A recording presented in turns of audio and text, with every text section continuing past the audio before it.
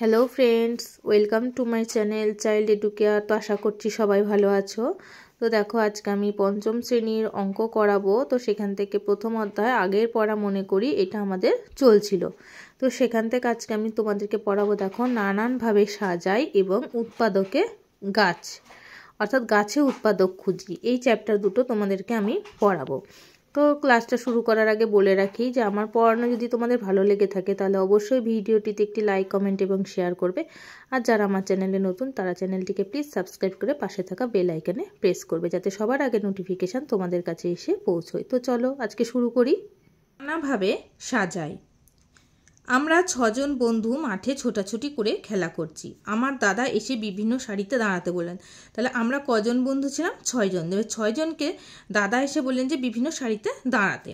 আমরা এরকমভাবে দাঁড়ালাম। দেখো, প্রথম সারিতে 2 জন আর দ্বিতীয় সারিতে 4 জন, এইভাবে তারা দাঁড়ালো।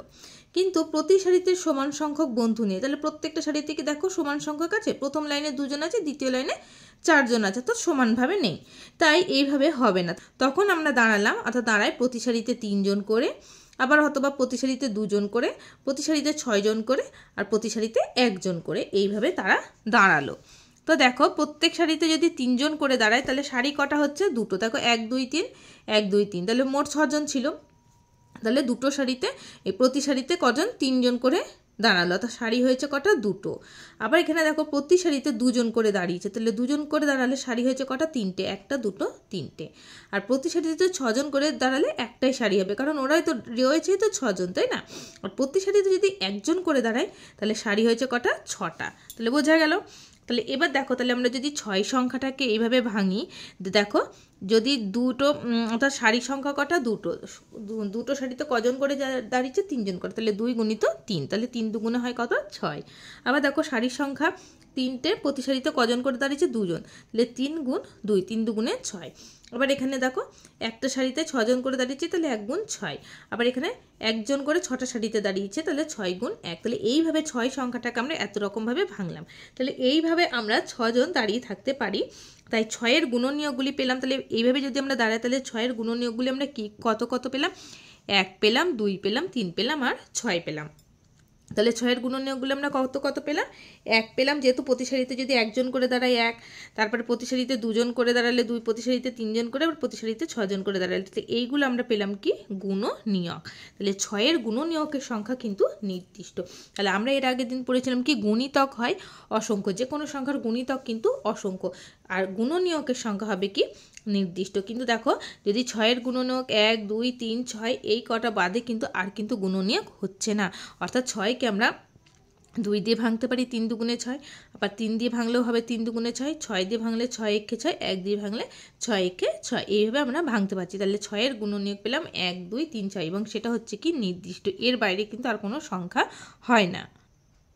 যদি আমরা 4 জন থাকতাম তবে কতভাবে সারি প্রতি সারিতে সমান সংখ্যায় দাঁড়াতে পারতাম? এঁকে দেখায়। তাহলে এটা গেল, আমরা 6 জন যদি থাকে তাহলে এইভাবে দাঁড়ালো। এবার বলছে যদি 4 জন থাকতো তাহলে কতভাবে প্রতি সারিতে দাঁড়ানো যেত? তাহলে এঁকে দেখায়। তা দেখো, 4 জন যদি থাকে তাহলে 4কে প্রথমে এইভাবে ভাগ করা যাবে। ধরো আমি এখানে ধরলাম 1 জন, 2 জন, 3 জন, 4 জন রয়েছে। তাহলে 4 জনকে যদি সমান সারিতে ভাগ করতে বলে, তাহলে আমি প্রথমে 1 নম্বরের সারিতে দেখো, প্রথমে যদি আমি করি যে দুটো সারি করব, তাহলে প্রতি সারিতে কজন করে আছে? 2 জন করে হলো। আচ্ছা, 2 নম্বর সারিতে দেখো, যদি বলি যে একটাই সারি, মানে একটা সারি হবে, তাহলে একটা সারিতে কজন করে দাঁড়াবে? 4 জন করে দাঁড়াবে। প্রত্যেকটা সারিতে তাহলে কত করে হচ্ছে? 4 জন করে। আর 3 নম্বরে কী হবে? প্রতি সারিতে যদি 1 জন করে দাঁড়ায়, কটা সারি হচ্ছে? 4টে সারি হচ্ছে। তাহলে দেখো 1 2 3 4, প্রত্যেকটা সারিতে 1 জন করে আছে, তাহলে সারি সংখ্যা কটা হচ্ছে? 4টে। আর এটা কটা হচ্ছে? সারির সংখ্যা হচ্ছে একটা, সারিতে রয়েছে কজন? 4 জন করে। আর এটাতে প্রত্যেকটা সারিতে 2 জন করে রয়েছে, সারি সংখ্যা হয়েছে কটা? দুটো। তাহলে এইভাবে 4 জনকে আমরা সমান ভাগে ভাগ করতে পারি। তাই জন্য 4-এর গুণনীয়কগুলি হচ্ছে কত? দেখো, 1 2 আর 4। ঠিক আছে, তাহলে কত হচ্ছে? 1 2 আর 4। তাহলে দেখো, 4কে যদি ভাঙে তাহলে 2 দুগুণে 4 হয়, আর 4 একে 4, তাহলে 1 2 আর 4 হচ্ছে 4-এর গুণনীয়ক। তাহলে 4-এর গুণনীয়কের সংখ্যা কত? 4-এর গুণনীয়কের সংখ্যা হবে কত? নির্দিষ্ট। অর্থাৎ গুণনীয়ক মানেই কি? নির্দিষ্ট। আর গুণিতক মানে হচ্ছে কি? অসংখ্য। এটা তোমরা মনে রাখবে, কেমন? এরপরে দেখো বলছে 6 ও 4-এর সাধারণ গুণনীয়কগুলি। এবার আমরা আগের দিন কি করেছিলাম? সাধারণ গুণিতক বের করেছিলাম। সাধারণ গুণিতক মানে আমি কি বলেছিলাম, যেটা উভয়ের মধ্যে অর্থাৎ দুটোর মধ্যে থাকবে সেটাকে বলছে কি সাধারণ। তাহলে এক্ষেত্রে সাধারণ গুণনীয়কগুলি কোনগুলো দেখো, 6-এর গুণনীয়কগুলি আর 4-এর গুণনীয়কগুলিকে একটা গোলের মধ্যে রেখে যেটা সাধারণ সেটাকে উভয়ের মধ্যে রেখেছে। তাহলে আমরা 6-এর গুণনীয়ক কী কী পেয়েছিলাম, 1 2 3 আর 6, তাই তো। 6-এর গুণনীয়ক পেয়েছিলাম 1 2 3 6, দেখো 1 2 3 6, আর 4-এর গুণনীয়ক পেলাম 1 2 4। তাহলে 1 আর 2 হচ্ছে দুটোর মধ্যে রয়েছে, তাই জন্য 6 ও 4-এর সাধারণ গুণনীয়ক হচ্ছে 1 আর 2। তাহলে 6 আর 4-এর সাধারণ গুণনীয়কের সংখ্যা কত বেরোলো, 1 আর 2 যেহেতু বেরিয়েছে তাহলে এটা এখানে আমরা লিখতে পারি দুটি অথবা নির্দিষ্ট, তাই না, এর বেশি তো আর যাচ্ছে না, তাই জন্য 6 আর 4-এর সাধারণ গুণনীয়কের সংখ্যা দুটি অথবা নির্দিষ্ট। তাহলে বোঝা গেল যে গুণনীয়ক কীভাবে বের করতে হচ্ছে এবং সাধারণ গুণনীয়ক কীভাবে বের করতে হচ্ছে। তো এবার দেখো এখানে বলেছে চেষ্টা করি কিছু অনুশীলনীর অঙ্ক দিয়েছে। দেখো প্রথমে 1 নম্বর বলেছে 8-এর গুণনীয়কগুলি বের করতে, 7-এর গুণনীয়ক, 9-এর গুণনীয়ক বের করতে এবং 8 ও 6-এর সাধারণ গুণনীয়ক, 5 আর 7-এর সাধারণ গুণনীয়ক আর 6 ও 9 সাধারণ গুণনীয়কগুলি কী কী। তাহলে এগুলো তোমাদেরকে আমি করিয়ে দিচ্ছি, দেখে নাও। তাহলে দেখো 8-এর গুণনীয়ক, তাহলে 8-এর গুণনীয়কগুলি কী হবে বলো। তাহলে 8কে আমরা এইভাবে ভাঙবো, এখানে আমি লিখলাম 8, তাহলে প্রথমে কত দিয়ে যাচ্ছে 1 গুণিত 8 হলো, আচ্ছা তারপরে হবে কত 2 দিয়ে করলে হচ্ছে 2 গুণিত 4, 4 দুগুণে হয় 8, আবার যদি 4 দিয়ে করি 4 গুণিত 2, 4 দুগুণে হচ্ছে 8। তাহলে আমরা 8-এর গুণনীয়ক পেলাম দেখো 1 2 4 আর 8। তো বোঝা গেল 1 2 4 আর 8, যে সংখ্যাটা আমরা গুণনীয়ক বের করব সেই সংখ্যাটাও কিন্তু হবে। এখানে আমি লিখব 8 গুণিত 1। তাহলে আমরা কত কত পেলাম 1 2 4 আর 8 পেলাম 8-এর গুণনীয়ক। তারপরে আছে 2 নম্বর আছে 7-এর গুণনীয়ক। 7-এর গুণনীয়ক, 7-এর গুণনীয়ক কী হবে দেখো 7কে আমরা যদি ভাঙি অর্থাৎ, তাহলে 7-এর গুণনীয়ক কিন্তু 7কে কোনো সংখ্যা দিয়ে ভাঙা যায় না শুধুমাত্র 1 ছাড়া, তাহলে 7 1কে 7 আমরা বলতে পারি, তাই না। তাহলে 7 গুণিত 1 1 গুণিত 7, তাহলে 7-এর গুণনীয়ক আমরা পাবো কত 1 আর সেই সংখ্যায় অর্থাৎ 7, এর বাইরে কিন্তু 7-এর কোনো গুণনীয়ক নেই। তারপরে আছে কত 9-এর গুণনীয়ক, আছে কত 9-এর গুণনীয়ক। 9-এর গুণনীয়ক আমরা বের করি, বা দেখো 9 লিখলাম, তাহলে 9কে প্রথমে কত দেবো 1, তাহলে 1-এর সাথে করলে কত 9 × 9, 2 দিয়ে যাবে না 3 দিয়ে ভাঙা যাবে, তাহলে 3 তিরিক্ষে কত হচ্ছে 9, আর যাবে কত 9 দিয়ে, 9 গুণিত 1, 9 1 9। তাহলে 9-এর গুণনীয়ক আমরা কী কী পেলাম 1 পেলাম, 3 পেলাম আর কত পেলাম 9 পেলাম। তাহলে বোঝা গেল যে 9-এর গুণনীয়ক কী কী পেলাম 1 3 আর 9। নেক্সট দেখো বলেছে 8 ও 6-এর সাধারণ গুণনীয়ক। তাহলে 8 ও 6-এর সাধারণ গুণনীয়কটা আমরা বের করে নিই। তাহলে দেখো এখানে আমি একটা গোল করলাম, এখানেও একটা আমি এইভাবে গোল করব, কেমন। তাহলে 8-এর গুণনীয়কগুলি কী কী, 8-এর গুণনীয়ক পেয়েছি আমরা 1 2 4 আর 8, ঠিক আছে। তাহলে আমি যদি গোলে তোমরা যদি করে না বুঝতে পারো তাহলে প্রথমে রাফে এভাবে মানে পাশে এভাবে করে নেবে যে 8-এর গুণনীয়কগুলি হচ্ছে কত পেলাম 1 2 4 আর 8, আর 6-এর গুণনীয়ক পাবো 1 2 3 আর 6, ঠিক আছে। তো দেখো এবার দুটোর মধ্যে কোন সংখ্যাগুলো কমন আছে অর্থাৎ সাধারণ আছে, দেখো 1, তাহলে 1টাকে আমি কি করব এখানে লিখব, আর কত আছে 2, তাহলে 1 আর 2 হচ্ছে সাধারণ গুণনীয়ক, কেমন। আর বাকি সংখ্যাগুলো আমরা এইভাবে লিখব, তাহলে 8-এর গুণনীয়কের যে সংখ্যা দুটো বাকি থাকলো 4 আর 8, সেটা আমি কি করব এখানে লিখে দিলাম। আর 6-এর গুণনীয়কে যে সংখ্যা দুটো বাদ থাকলো অর্থাৎ 3 আর 6, সেটা আমি লিখব কোথায় এখানে। তাহলে এইভাবে করলাম, পেলাম আমরা 8 আর 6-এর সাধারণ গুণনীয়ক। তাহলে এখানে তীর চিহ্ন দিয়ে আমি লিখে দিলাম যে 8 আর 6 সাধারণ গুণনীয়ক কত 1 ও 2, কেমন। এটা তোমরা পরে পরীক্ষার সময় যখন তোমরা করবে তখন এখানে সুতরাং চিহ্ন দিয়ে লিখবে যে 8 ও 6 সাধারণ গুণনীয়ক হলো 1 ও 2, বোঝা যাচ্ছে আশা করছি। নেক্সট দেখো 5 নম্বর আছে 5 ও 7-এর সাধারণ গুণনীয়ক। এটা একদমই সোজা, 5-এর গুণনীয়ক হচ্ছে 1 আর 5, এই দুটো ছাড়া কিন্তু 5-এর কোনো গুণনীয়ক হয় না। আর 7-এরও ঠিক তাই, 7-এর গুণনীয়ক হচ্ছে 1 আর 7। তাহলে এদের যে সাধারণ গুণনীয়কটা দেখো আমরা পাচ্ছি কিন্তু 1 আসছে দুটোর মধ্যে। তাহলে আমরা এইভাবে যদি আমরা করে নিই, তাহলে দেখো এখানে আমি 5 লিখলাম আর 1 লিখলাম, এখানে 7, তাহলে সাধারণ গুণনীয়ক কত 1। তাহলে 5 আর 7-এর সাধারণ গুণনীয়ক কিন্তু আমরা একটাই পাচ্ছি, সেটা হচ্ছে 1। নেক্সট আছে দেখো 6 ও 9-এর সাধারণ গুণনীয়ক। এটা আমি তোমাদেরকে করিয়ে দেব না, তোমরা এটা নিজেরা বাড়িতে করে আমাকে কমেন্ট বক্সে জানাবে যে উত্তরটা কত হয়েছে, আমি পরে দেখে দেবো, কেমন? তাহলে এখানে তাহলে প্রথমে কী করবে, 6-এর গুণনীয়ক বের করবে, তারপরে 9-এর গুণনীয়কগুলি বের করবে, করে গোল এঁকে তখন সেটা করবে, যেটা যেটা দুটোর মধ্যে রয়েছে সেটাকে মাঝখানে রাখবে, আর বাকি সংখ্যাগুলোকে ডান দিকে আর বাঁ দিকে লিখে দেবে। এইভাবে তোমরা এটা করবে, কেমন? নেক্সট দেখো বলছে গাছে উৎপাদক খুঁজি। দেখো একটা গাছ এঁকেছে, গাছের মধ্যে কিছু সংখ্যা দিয়ে সেগুলোকে উৎপাদক করেছে। তো দেখো কি করেছে, বলছে কিছু সংখ্যার গুণনীয়ক বা উৎপাদক শুধুমাত্র সেই সংখ্যা ও এক হয়। কি বললো, যে কিছু সংখ্যার গুণনীয়ক বা উৎপাদক, গুণনীয়ককে কী বলা হয়, উৎপাদক, সেই উৎপাদকটা হচ্ছে শুধুমাত্র সেই সংখ্যাটা ও এক হয়। যেমন 7-এর উৎপাদক 1 ও 7, আমরা পেলাম 7-এর গুণনীয়ক কী পেলাম, 1 আর 7 পেলাম, তাই তো? যে 7কে ভাঙলে কিন্তু আর যাচ্ছে না। আর কোন সংখ্যা পেলাম, 5-এরও তাই পেলাম 1 আর 5। আবার বলছে কিছু সংখ্যার উৎপাদকে 1 ও সেই সংখ্যা ছাড়া অন্য সংখ্যা আছে। আবার বলছে কিছু সংখ্যার উৎপাদকে 1 আছে এবং সেই সংখ্যাটাও আছে, তাছাড়াও আরও সংখ্যা রয়েছে। যেমন আমরা পেলাম কি 4, 4-এর উৎপাদকগুলি কী পেলাম, 1 পেলাম আর 4 পেলাম, সেই সংখ্যাটাই পাচ্ছি, তার সাথে আরও কী পেলাম, 2 পেলাম। 9-এ পেলাম কি 1, 3, 9, অর্থাৎ 1 পাচ্ছি, 9 পাচ্ছি, আবার এছাড়া অন্য একটা সংখ্যা যেটা কিনা 3 পাচ্ছি। সেটাই বলছে যে 1 আর সেই সংখ্যা ছাড়া অন্য সংখ্যা আছে। উৎপাদকের গাছে দেখি 15-এর উৎপাদক। তাহলে দেখো উৎপাদকের গাছে 15-এর উৎপাদকগুলি কি দেখছে, দেখো 1, 3 আর 5 আছে। 15কে 1 দিয়ে যাচ্ছে, 15কে 15 আর 3 5 হচ্ছে 15। তাহলে 15-এর উৎপাদক কী পেলো, 1, 3, 5 আর 15। আর 8-এর উৎপাদক পেয়েছে, দেখো 8 কোথায় আছে, 8 আছে দেখো এখানে। 8-এর উৎপাদকগুলি পেয়েছে 1, 2, 4 আর 8। তাহলে 8-এর উৎপাদকগুলি এতগুলো সংখ্যা পেয়েছে।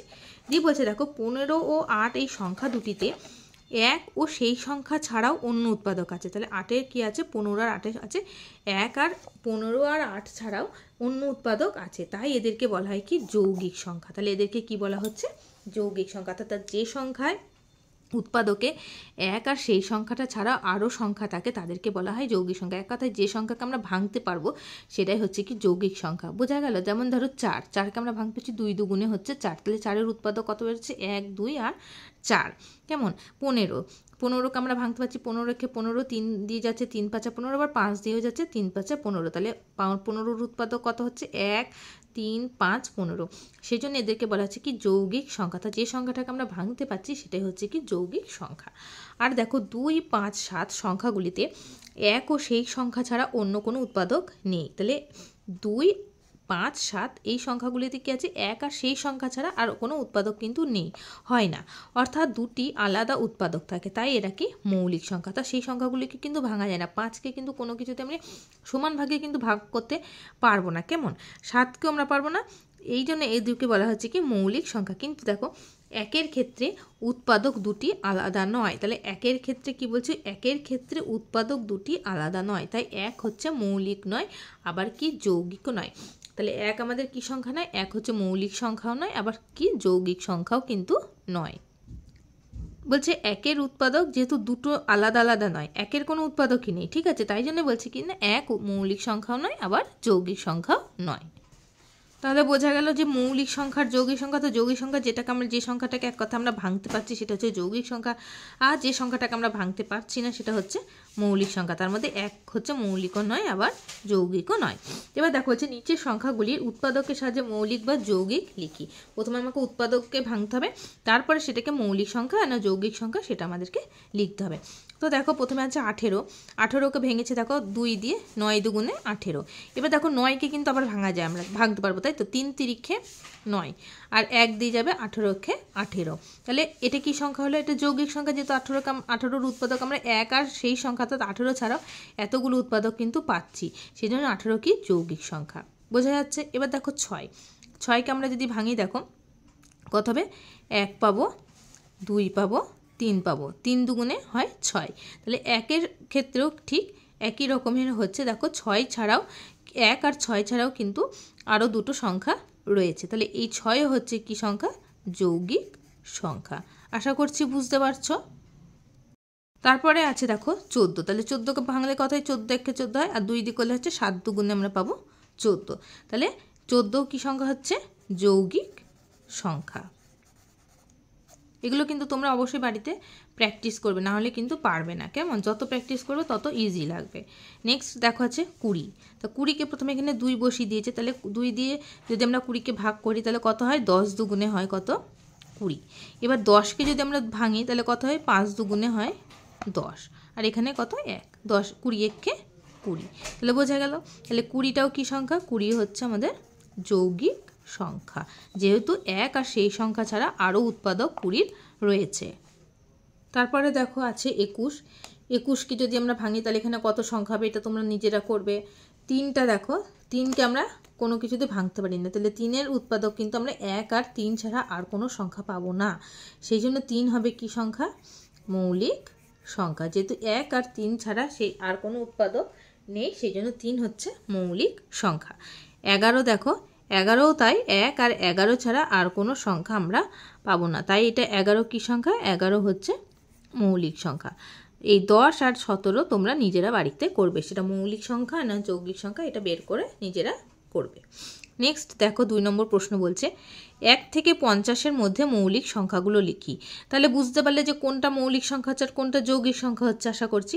তাহলে এই 1 থেকে 50-এর মধ্যে মৌলিক সংখ্যাগুলো তোমরা আশা করছি পারবা, তাও আমি তোমাদেরকে করে দিচ্ছি। তারপরে দেখো বলেছে 1 থেকে 50-এর মধ্যে যৌগিক সংখ্যাগুলো লিখো, তাহলে যে সংখ্যাগুলোকে ভাঙা হচ্ছে সেগুলো হচ্ছে যৌগিক সংখ্যা।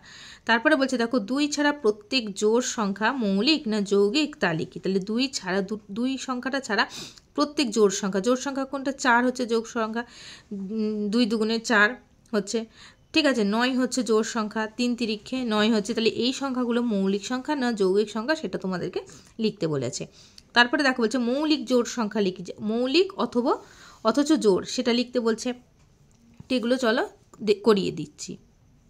তো দেখো 1 থেকে 50-এর মধ্যে মৌলিক সংখ্যাগুলি হলো 2 3 5 7 11 13 17 19 23 29 31 37 41 43 আর 47, তাহলে এইগুলো হচ্ছে 1 থেকে 50-এর মধ্যে মৌলিক সংখ্যা। অর্থাৎ এই সংখ্যাগুলিকে যদি আমরা ভাঙি তাহলে সেই 1 আর সেই সংখ্যা ছাড়া আর কিন্তু অন্য কোনো উৎপাদক বা গুণনীয়ক আমরা পাবো না, সেই জন্য হচ্ছে এগুলো মৌলিক সংখ্যা। তারপরে দেখো 1 থেকে 50-এর মধ্যে যৌগিক সংখ্যাগুলি হলো 2 4 6 8 9 10 12, এগুলো হচ্ছে দেখো 49 পর্যন্ত রয়েছে যৌগিক সংখ্যা, তোমরা এগুলো দেখে নেবে। অর্থাৎ এই সংখ্যাগুলিকে আমরা যদি উৎপাদকে বিশ্লেষণ করি 1 এবং সেই সংখ্যা ছাড়া আরও উৎপাদক আমরা পাবো, সেই জন্য হচ্ছে এগুলো যৌগিক সংখ্যা। তারপরে বলেছে 2 ছাড়া প্রত্যেক যৌগিক সংখ্যায় মানে প্রত্যেক জোড় সংখ্যা যৌগিক না মৌলিক, তাহলে 2 ছাড়া প্রত্যেক যে জোড় সংখ্যা আছে সেগুলো প্রত্যেকটাই কি যৌগিক সংখ্যা। তাহলে 2 ছাড়া প্রত্যেক জোড় সংখ্যা আছে, দেখো এখানে 4 পেলাম, 4ও হচ্ছে কি যৌগিক সংখ্যা, কেমন 22 হবে যৌগিক সংখ্যা, তারপরে হচ্ছে 18 যৌগিক সংখ্যা, এরকম হচ্ছে, এগুলো সবই কি জোড় সংখ্যা হলে কি হবে যৌগিক সংখ্যা। তারপরে দেখো মৌলিক জোড় সংখ্যা কোনটা, মৌলিক জোড় সংখ্যা হচ্ছে 2। নেক্সট 6 নম্বরটা দেখো কি বলছে, নিচের ঘনবস্তুগুলোর ছবিতে কোন তলটি সমতল আর কোন তলটি বক্রতল সেটা লিখি। তাহলে দেখো ক নম্বর ছবিতে, তাহলে এই যে 1 নম্বর করে মার্ক করে দিচ্ছি, তাহলে এটা কি তল, এটা আমরা দেখতে পাচ্ছি কি সমতল, অর্থাৎ এই তলটা হচ্ছে সমান, তাহলে 1 নম্বরটা হচ্ছে কি সমতল, এই 2 নম্বরটাও সমতল, 3টাও হচ্ছে সমতল, তাহলে এর যে ক নম্বর চিত্রের প্রত্যেকটা তলই কি সমতল। খ নম্বর চিত্রে দেখো একটা লুডোর ছক্কা দিয়েছে, তাহলে লুডোর ছক্কা যখন নিশ্চয়ই তোমরা দেখেছো, তাহলে এর প্রত্যেকটা তল কি তল, প্রত্যেকটা তল হচ্ছে সমতল, অর্থাৎ বেঁকাচোরা কিছু কিন্তু নেই। নাম্বার গ দেখো একটা শঙ্কু বা চোঙের ছবি দিয়েছে, তো চোঙের যে এই গাটা কিন্তু মানে চারিদিকে কিন্তু এরকম গোলভাবে ঘুরে গেছে, তাহলে এটা হবে কি বক্রতল, তাহলে 1 নম্বর তলটা কি হবে বক্রতল, আর নিচে যে তলটা এইটা হচ্ছে কি সমতল হবে, ঠিক আছে। তাহলে 1 নম্বর তলটা বক্রতল আর 2 নম্বর তলটা হচ্ছে সমতল গ নম্বর চিত্রের। নাম্বার ঘ দেখো এটা একটা গ্লাস টাইপের বলতে পারো, তাহলে গ্লাসের আমরা গাটা কি দেখি একদম পুরো ঘুরে গেছে তাই না, কিন্তু সমতল না, তাহলে সেটা হচ্ছে কি বক্রতল, আর ওপর পোর্শনটা যেটা সেটা হচ্ছে সমতল, তাহলে 2 নম্বর তলটা সমতল আর 1 নম্বরটা হচ্ছে বক্রতল। নম্বরের ছবি কি একটা ফুটবল বা একটা বল, তাহলে বলের টোটালটাই কিন্তু বক্রতল তাই না, এটা কিন্তু আমরা সমতল বলবো না। আচ্ছা নাম্বার চ দেখো একটা পাত্র বলতে পারো এটা, তাহলে এই 1 নম্বর তলটা লিখতে বলেছে, তাহলে 1 নম্বর তলটা হচ্ছে কি বক্রতল। আচ্ছা এটা একটা ব্ল্যাকবোর্ডের তলটা কি সমতল, এটা আমরা সবাই জানি এবং বুঝতেও পারছি। বর্গীর জায়গায় কি রয়েছে একটা বইয়ের ওপরের তলটা সমতল, তাহলে বোঝা গেল যে কোন চিত্রের কোনটা সমতল আর কোনটা বক্রতল। আজকের ক্লাসটা আমি তোমাদেরকে এই পর্যন্তই করালাম, তোমরা অঙ্কগুলো বাড়িতে অবশ্যই ভালো করে প্র্যাকটিস করবে। সবাই ভালো থেকো।